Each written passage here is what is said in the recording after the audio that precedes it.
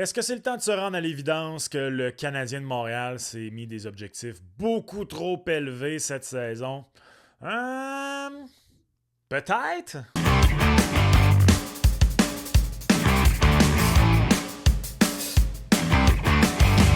What's up tout le monde, c'est ton boy Max. Le Canadien de Montréal a officiellement annoncé son alignement de 23 joueurs pour débuter la saison 2024-2025. Et il y a une surprise!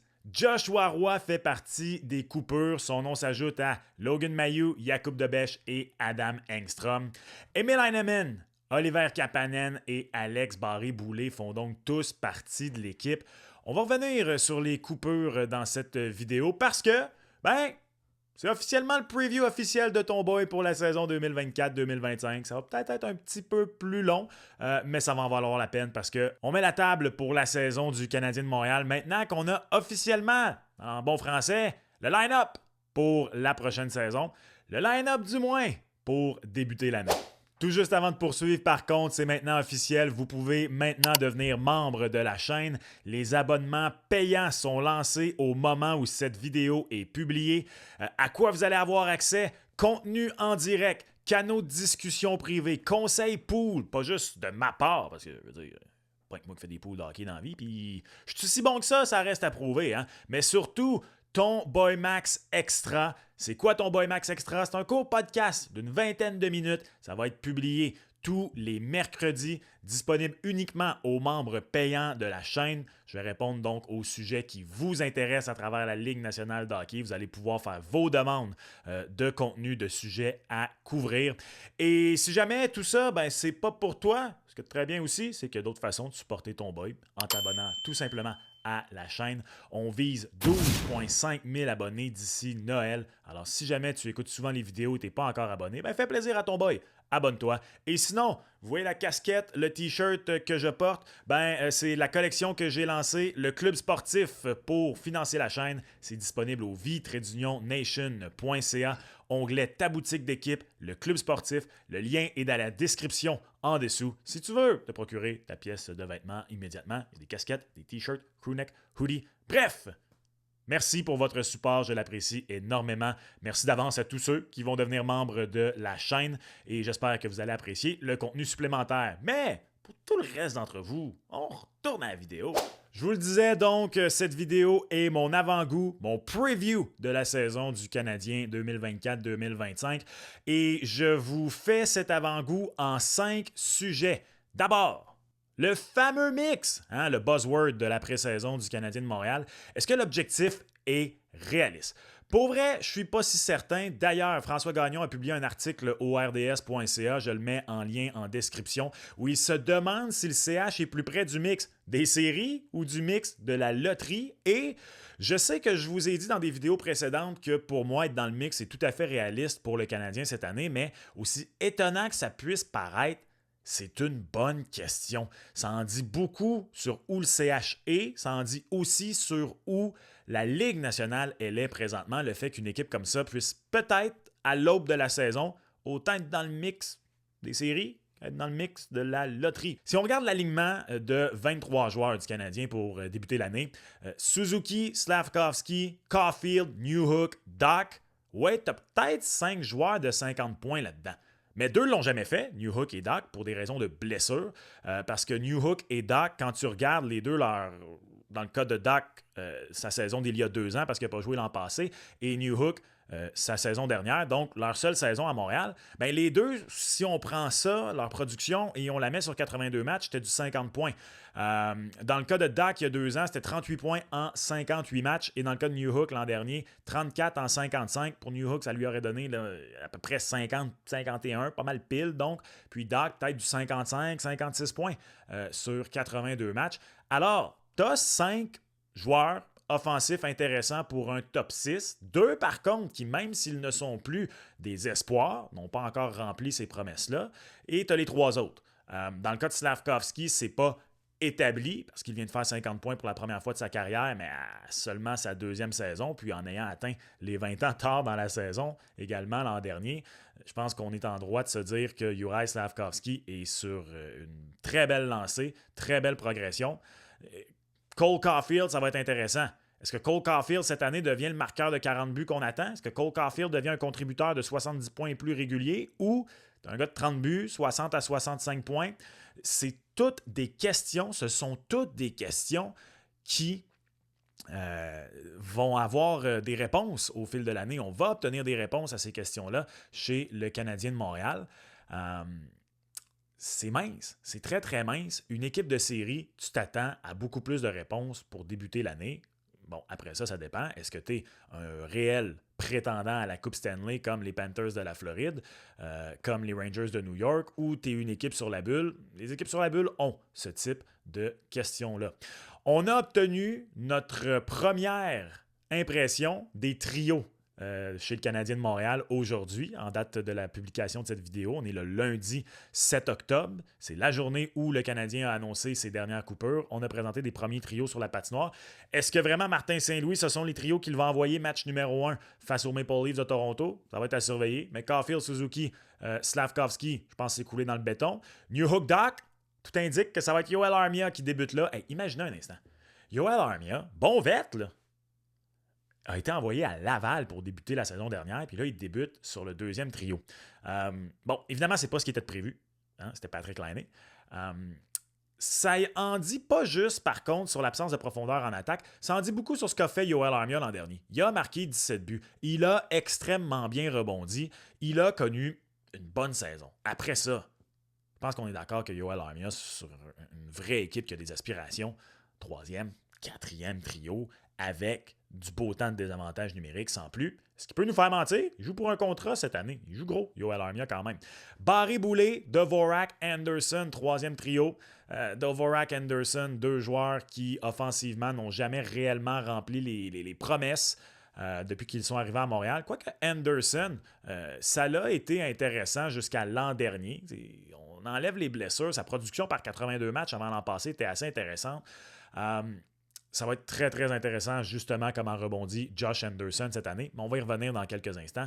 Le 4e trio, Heinemann, Evans, Gallagher, Pezzetta et Oliver Kapanen sont les joueurs en extra. J'ai hâte de voir. Je serais surpris qu'on garde Kapanen à Montréal dans le but de le faire uniquement être un joueur qui alterne entre la galerie de presse et l'alignement partant.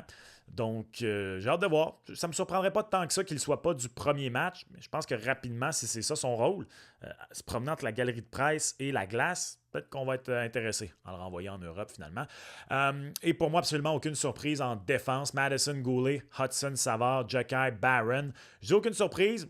Peut-être que ça va en devenir une, parce que je pense que Struble va débuter l'année. Struble subissait des traitements lundi. Donc ça va être quelque chose dont on va devoir regarder attentivement. Et Monty Primo devant le filet pour le Canadien de Montréal. Vous regardez ça. C'est une équipe du mix, réellement. Peut-être, je veux dire, honnêtement, pour moi, cette formation-là est meilleure que celle des Flyers de Philadelphie, qui a été dans le mix jusqu'à la toute fin l'an dernier. Mais c'est peut-être aussi une équipe de loterie. Patrick Laine va s'ajouter à la formation en courant de saison. Patrick Laine ne va pas avoir joué depuis 1 an à ce moment-là. Qu'est-ce qu'il va amener? Est-ce qu'il va réellement ramener sa touche de buteur d'un coup? Est-ce que ça va prendre du temps? Trop d'éléments sans réponse pour moi. Donc, est-ce que le Canadien de Montréal, son objectif d'être dans le mix est réaliste? Je pense que la réponse est plate, mais c'est peut-être. Peut-être parce qu'il y a trop d'éléments sans réponse. Deuxième point, parlons des joueurs. C'est un sujet récurrent à chaque début de saison du Canadien depuis 3 ans maintenant, et c'est normal. Les jeunes, mais aussi Kirby Dach. La grosse amélioration en attaque avec l'absence de Patrick Laine pour débuter l'année, c'est un défenseur, Lane Hudson. Et malgré l'arrivée de Lane Hudson, le CH est la seule équipe de la Ligue nationale à ne pas avoir marqué de but en avantage numérique pendant la pré-saison. Écoutez, je ne suis pas du type à stresser avec les statistiques de pré-saison. Ceci étant dit, c'est une tendance lourde. Lane Hudson, dans les séances d'entraînement, débute sur la 2e vague d'avantages numériques. Donc, en plus du premier trio, Kirby Dach et Mike Madison complètent la première vague d'avantages numériques. Moi, je l'ai dit à plusieurs reprises, c'est correct, il fallait donner à Mike Matheson son respect pour ce qu'il a fait l'an dernier, mais malheureusement, malgré les 60 points de Mike Matheson, l'avantage numérique du Canadien a terminé dans les bas-fonds de la Ligue nationale de hockey. Ça fait plusieurs saisons qu'on termine quelque part entre 26, 27, 29 même il y a quelques années. Donc, Mike Matheson récolte ses points en avantage numérique, mais il ne rend pas l'avantage numérique meilleur. Je pense que rapidement, plus rapidement que j'anticipais initialement, Lane Hutson va se retrouver là avec ces 4 mêmes joueurs-là. Et si Lane Hutson, quasiment à lui seul, fait passer l'avantage numérique de 26e à 15e, ça va être intéressant. Est-ce que c'est mettre trop de pression?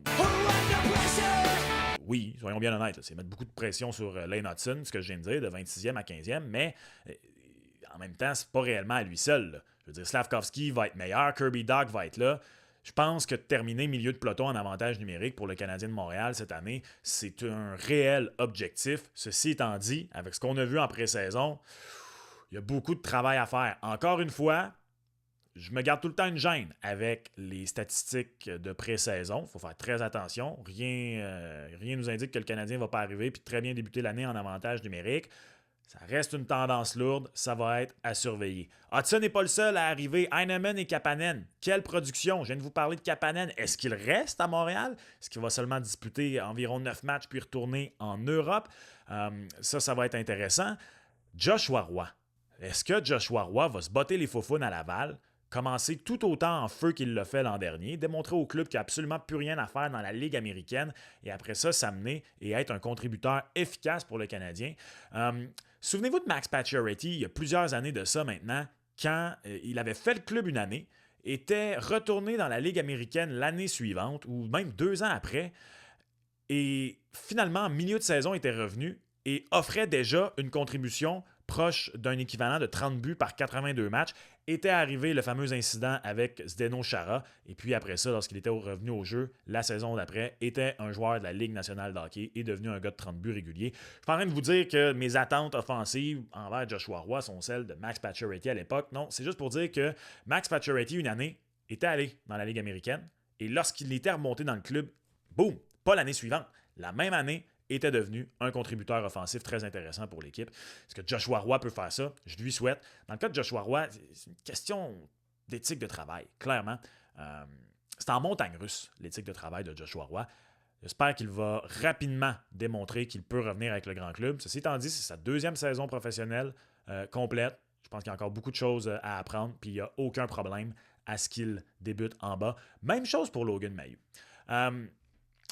Logan Mailloux ne m'a pas déçu dans le camp, mais il n'y a pas... Tu sais, Hudson a démontré hors de tout doute que tu as besoin de ce gars-là. Ce qu'il va t'amener offensivement va vraiment pallier à peut-être ce qu'il a à apprendre défensivement pour l'instant. Logan Mailloux ne t'a pas montré qu'il est là, ou du moins, il ne t'a pas démontré qu'il est suffisamment un atout par rapport à Barron, Jacky ou Struble pour ne pas simplement continuer à lui dire d'aller se parfaire dans la Ligue américaine, parfaire son jeu dans la Ligue américaine. Et je pense que c'est bien correct pour Logan Mailloux également. Est-ce qu'une transaction va survenir dans l'année? Est-ce que c'est simplement les blessures qui vont faire en sorte que Logan Mailloux va remonter? Mais je pense qu'on est en droit de s'attendre à plus qu'un seul match de la part de Logan Mailloux cette année avec le Canadien. Et est-ce que lui aussi, même chose, quand il s'amène, c'est un gars qui contribue ou vraiment juste vient boucher un trou entre guillemets? On va surveiller ça. Je vous disais les jeunes et Kirby Dach. Mais Kirby Dach, à lui seul, peut faire une grosse différence. Si un, il est en santé, puis il joue n'importe combien de 75 matchs et plus, et que de 2, il est un gars de 65 points et plus, moi, je pense vraiment que c'est vers ça que s'enlignait Kirby Dach l'an dernier. J'étais même allé jusqu'à prédire qu'il allait être le meilleur marqueur du Canadien de Montréal. J'irai pas là cette année strictement par respect pour ce que Nick Suzuki a fait l'an dernier. Nick Suzuki, un tu l'as vaut mieux que 2 tu l'auras. Donne-moi un Nick Suzuki qui t'a prouvé qu'il va faire 77 points dans la Ligue nationale de hockey avant de se dire que le potentiel offensif de Kirby Dach semble meilleur. Tant que Kirby Dach ne l'aura pas démontré maintenant, je ne vais pas croire qu'il peut être un meilleur centre offensif. Je pense que Nick Suzuki est un meilleur centre tout court, mais un joueur qui a plus d'atouts offensifs que Suzuki, j'y croyais il y a 1 an. Je pense que ça peut encore se faire, mais s'il est simplement un gars de 65 points et plus, ça va faire une énorme différence. Nick Suzuki a carrément avoué que son objectif cette année, c'est d'être un gars d'1 point par match. S'il atteint cet objectif comme premier centre et que Kirby Dach, comme 2e centre, fait 65 points, mais là, ça change la donne en tas pour le Canadien de Montréal. La 3e chose que je vais surveiller, ça peut avoir l'air anodin, mais c'est la puissance de la division Atlantique. Pourquoi? parce que ça va avoir un impact dans l'évaluation qu'on va faire de l'équipe à la fin de l'année. Je vous parlais du mix des séries versus le mix de la loterie. Si le Canadien se retrouve dans le mix de la loterie à la fin de l'année, c'est pas nécessairement un constat d'échec. Pourquoi? Parce que pour moi, la division Atlantique est la plus forte de la Ligue nationale de hockey. Tu as 4 équipes maintenant que Jeremy Swayman a signé, qui est avec les Bruins de Boston, puis bon, je pense pas qu'il va obtenir le départ au match 1, là, simplement parce qu'il n'a pas été là du camp, mais rapidement, il va être le gardien, puis il va avoir sa cinquantaine, peut-être même sa soixantaine de matchs cette année. Bref, maintenant que Swayman est là, c'est réglé. Ben, je vous disais que sans Swayman, pour moi, les Bruins pouvaient rater les séries. C'est plus le cas. Avec Jeremy Swayman, je considère encore qu'il y a 4 équipes de l'Atlantique qui, à moins de catastrophes, sont presque coulées dans le béton pour les séries. Les 2 Florides, Toronto, Boston. C'est donc dire que pour les autres équipes de la division Atlantique, il reste une place qui est à disputer avec les équipes de la métropolitaine. Je pense que 5 équipes de la division Atlantique font les séries cette année et seulement les 3 premières de la division métropolitaine vont les faire. Les autres vont se faire tasser. Ça a failli arriver d'ailleurs l'an dernier. Capitals et Détroit ont terminé à égalité. Capitals ont eu le bris d'égalité.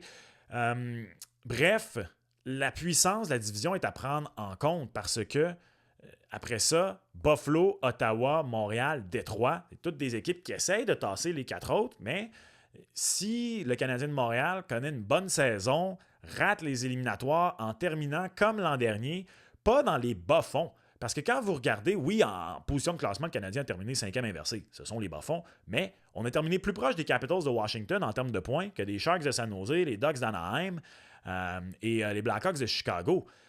Si on est encore dans cette situation-là, où on a peut-être encore gagné quelques points au classement, on atteint les 80 points, peut-être même 83, 84, mais qu'on termine encore dans une position où on peut repêcher top 5, pour moi, ce ne sera pas un constat d'échec parce que la division Atlantique est forte. C'est la dernière année, par contre, où je vais utiliser cet argument de défense pour le CH pour justifier qu'on n'est pas dans le mix, si jamais on ne l'est pas. Mais c'est définitivement quelque chose à prendre en considération. Il y a beaucoup d'équipes à tasser. Il y a beaucoup d'équipes qui vont être probablement encore bonnes pour quelques saisons. Et ça va commencer à être intéressant à partir de 2025-2026 parce qu'il y en a plusieurs qui ont acheté la reconstruction sous argument qu'après ça, le Canadien va être une bonne équipe à long terme. Oui, mais si la division demeure aussi forte, ça va être quelque chose qui va être très intéressant à surveiller. Définitivement, je ne pense pas que c'est l'année où le Canadien de Montréal est capable de faire quoi que ce soit de mieux que peut-être être la 5e équipe de l'Atlantique, mais je suis désolé, à l'heure actuelle, j'ai à tout le moins encore 2 formations, Ottawa et Détroit devant le Canadien. Puis après ça, je pourrais beaucoup en Buffalo. On est allé se planter en pleine face 2 fois en Europe face aux Devils. À voir. Numéro 4, j'ai parlé des jeunes. Il faut maintenant parler des vétérans et qu'est-ce qu'ils doivent amener. Et là, je différencie vraiment les vets puis les jeunes vets. Les jeunes vets, pour moi, maintenant, ça va être Suzuki, Slavkovski, Caulfield, Goulet. Toute cette gang-là sont maintenant des jeunes vets. Ça a l'air de rien, mais c'est ça pareil. Là, je parle des vieux vets. Des gars comme moi, dans la trentaine ou proche. Josh Anderson et Brendan Gallagher. Est-ce qu'ils peuvent encore offrir quelque chose qui, sans nécessairement atteindre la valeur de leur contrat, particulièrement dans le cas de Gallagher, là, ça va être un petit miracle si Brendan Gallagher réussit un jour à redevenir le joueur qu'il était en termes de production offensive puis amener quelque chose qui justifie le contrat que Marc Bergevin lui a donné avant de quitter Montréal. Mais si Brendan Gallagher peut au moins être, 1, en santé et 2, un gars qui frôle le 40 points, ça va être intéressant. Josh Anderson, l'an passé, ça a été catastrophique. Avant ça, en termes de production par 82 matchs, il offrait aux Canadiens du 20 buts, trentaine de points. C'est même un peu plus parce qu'il a raté des matchs à presque toutes ses saisons. Donc, si Josh Anderson peut atteindre le 20 buts, dans son cas, c'est presque juste ça. Je veux dire, Josh Anderson n'a jamais été un gars qui apporte tant d'eau au moulin en termes de fabrication de jeu. Même que le QI hockey, c'est pas mal sa plus grande faiblesse. Là, c'est up-down, nord-sud, let's go. Malheureusement, ne semble plus, en raison des blessures et l'âge, avoir autant le côté imposant de son jeu quand il était plus jeune. C'était énorme pour Josh Anderson. Est-ce qu'il est capable de retrouver un petit peu de ça? Si Josh Anderson peut être un gars de 20 buts, puis juste 10 passes, 30 points, ça va être énorme. Yoel Armia, est-ce que l'an passé, c'était un coup de chance ou non? En plus, il est sur une année de contrat, je vous le disais plus tôt. M'attends pas à ce que Yoel Armia remplisse la production de ce qu'il va être pour débuter l'année, c'est-à-dire un ailier top 6. Mais même chose. Dans son cas, je pense que vraiment protéger les arrières de Alex Newhook et Kirby Dach, ça va être important. Et puis s'il peut apporter un peu d'attaque secondaire comme il le fait l'an dernier, ça va être un énorme plus. Reste Christian Dvorak. Je sais pas. Je sais pas quoi dire sur Christian Dvorak, pour être honnête. Soyons honnêtes. Il est fiable défensivement, un troisième centre, même idéalement un quatrième centre, bien correct. J'ai plus aucune attente offensivement envers ce gars-là. Dans son cas, rester en santé va déjà être un plus. Je pense qu'il n'a jamais joué 80 matchs dans une saison de la Ligue nationale de hockey. Christian Dvorak, son plus haut total, c'est dans les 70 matchs, si je ne me trompe pas. Ça va être intéressant. On a gardé Oliver Kapanen. Est-ce qu'Oliver Kapanen va tasser un de Christian Dvorak ou Jake Evans? Mais j'ai aucune attente envers Christian Dvorak. C'est le seul parmi les trois autres que j'ai nommés que j'espère pas au moins un petit peu d'apport secondaire offensif parce que, désolé Christian Dvorak. Je voyais mon pire take, je pense, des 5 dernières années, c'est que Christian Dvorak allait habilement remplacer Philippe Dano. Ça nous arrive. Et finalement, la 5e et dernière chose que je vais surveiller chez le Canadien de Montréal cette année, ce sont les gardiens de but. Je sais que plusieurs regardent les stats des gardiens, et particulièrement de Monty, vu qu'il est numéro 1, et se disent « Donner 3 buts par match, ça marche pas pour des gardiens de but, il faut qu'ils fassent mieux. » Encore une fois, je mets ma casquette d'ancien gardien de but pour venir à la défense des gardiens du Canadien. Là. Vous oubliez 2 choses. 1, il se marque plus de buts dans la Ligue nationale de hockey qu'auparavant. Bon, on n'est pas de retour aux années 80, mais quand même, pour vous donner une idée, l'an dernier, 20 équipes à travers la Ligue nationale de hockey ont donné 3 buts ou plus en moyenne par match. Et 2 autres ont frôlé le 3 à 2,96. Pour vous donner une idée, il y a à peine une décennie, en 2014-2015, ça fait déjà bientôt 10 ans que Carey a tout raflé. En 2014-2015, 6 équipes ont donné en moyenne 3 buts ou plus. 6! Ça a triplé, même plus que triplé. Ça a presque quadruplé. Il se marque des buts en ce moment dans la Ligue nationale de hockey. Il faut revoir les attentes envers les gardiens de but. Monty n'est pas un gardien d'élite. Non, il ne l'est pas. Il ne faut pas s'attendre à des statistiques de Shesterkin, Vasilevski et compagnie, mais le gardien moyen de la Ligue nationale n'est pas ce qu'il était à une autre époque. Alors, il faut prendre en considération ceci lorsque vous évaluez les gardiens. C'est sûr que surtout si vous êtes un peu plus vieux et que vous avez été habitué dans les années 2000 à des statistiques de gardiens, des beaux pourcentages d'efficacité, des bonnes moyennes de buts alloués très basses, c'est plus ça présentement, malheureusement. Ça, c'était revoir les attentes, mais aussi... j'en suis un grand amateur, je le sais. Portez une attention particulière aux statistiques avancées de gardiens de but. Rendez-vous sur des sites comme Evolving Hockey, rendez-vous sur des sites comme MoneyPuck qui recensent les statistiques avancées de gardiens de but. Et ça fait plusieurs fois que je vous en parle. Les buts sauvés, Caden Primo et Samuel Montembeault l'an dernier ont fait en sorte que le Canadien a terminé parmi les bonnes équipes pour les buts sauvés dans la Ligue. Autrement dit, avec un gardien moyen l'an dernier, le Canadien était dans une pire situation. Je pense que les Devils du New Jersey auraient pris la contribution de Monty Primo l'an dernier. Bon, finalement, ils sont venus chercher Jake Allen, le seul qui n'allait pas bien à Montréal. Mais bon, ça, c'est pour une autre discussion. Bref, simplement pour vous dire, si l'an dernier, une équipe sur la bulle qui n'avait pas de bonne performance de ses gardiens avait eu exactement la part de Monty et Primo en statistiques avancées, en buts sauvés, avec 18,39 buts sauvés pour Monty et 8,9 pour Primo, selon Evolving Hockey, peut-être que cette équipe faisait les séries. Et s'ils ne font pas ça cette année, peut-être que là, au contraire, vous allez vraiment vous mettre à sacrer après les gardiens de but parce que, je me répète, l'an dernier, ils n'ont pas fait partie du problème du tout pour le Canadien. Au contraire, ils ont fait partie de ce qui a fait en sorte que le Canadien n'a pas eu plus de chances d'être haut dans la loterie Macklin-Celebrini. Moi, je crois que Monty et Primo peuvent offrir le même genre de performance. Non seulement ça, je pense que la défense devrait continuer de s'améliorer, donc donner moins de chances de qualité, contribuer également à améliorer les statistiques traditionnelles des 2 gardiens de but, et bref, faire en sorte que la position de gardien de but ne soit pas un enjeu. Est-ce que la position de gardien de but est la grande force du Canadien? Pas du tout. Est-ce que c'est une faiblesse? Je pense que ce n'est pas le cas non plus. Je pense que ça va continuer à être ainsi. Et si jamais je suis dans le champ, là par contre, ça va être quelque chose qu'il va falloir surveiller. Est-ce qu'on va chercher un autre gardien de but? Est-ce qu'on donne des chances à Jakub Dobeš? Blessure ou pas, Je ne vais pas être surpris si Jakub Dobeš obtient des départs avec le Canadien de Montréal cette saison. Ça pourrait être très intéressant de voir rapidement. Ça a extrêmement bien été. Sur la cinquantaine de matchs qu'il a joué, les 35, même presque 40 derniers, ont été très intéressants pour Jakub Dobeš. C'est un gros gardien de but. Donc, honnêtement, moi, je garde un œil sur lui, non seulement à Laval, mais peut-être pour venir jouer des matchs à Montréal cette saison. Pousser dans les croquias de Monty et Primo. Je pense que ça peut instaurer une compétition qui est saine. Et n'oubliez pas, pour plusieurs d'entre vous qui disent c'est pas grave, Fowler s'amène un jour. De un, Fowler, ça demeure un espoir pour le moment, un excellent espoir que j'adore, mais il n'est pas arrivé. Puis de deux, ça se peut que ce soit long avant qu'il arrive. Ça se peut que le Canadien, dans ses premiers parcours éliminatoires de retour en série, ça va être un de Primo, Monty ou Dobeš qui va être devant le filet. Et cette année, j'ai hâte de voir si la position de gardien de but peut encore une fois être bien, puis soyons honnêtes, pas excellent, mais être bien. Le Canadien, honnêtement, va être avancé. Voilà donc les 5 principaux éléments que je vais surveiller chez le Canadien de Montréal en 2024-2025. Au final, à la grande question, est-ce que le Canadien va être dans le mix? Je pense que ça va être extrêmement difficile.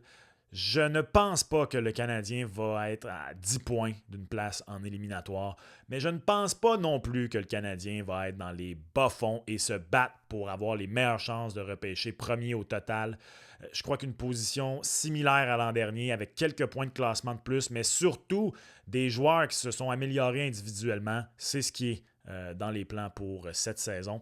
La blessure à Patrick Laine est venue un petit peu refroidir mes ardeurs, je vous avoue, quant à la possibilité d'être dans le mix. Pour les partisans du Canadien, j'espère me tromper, honnêtement. J'espère que ma prise de position va être trop sévère en rétrospective, mais trop de points d'interrogation, honnêtement. Et c'est ce qui me fait pencher pour ça, personnellement.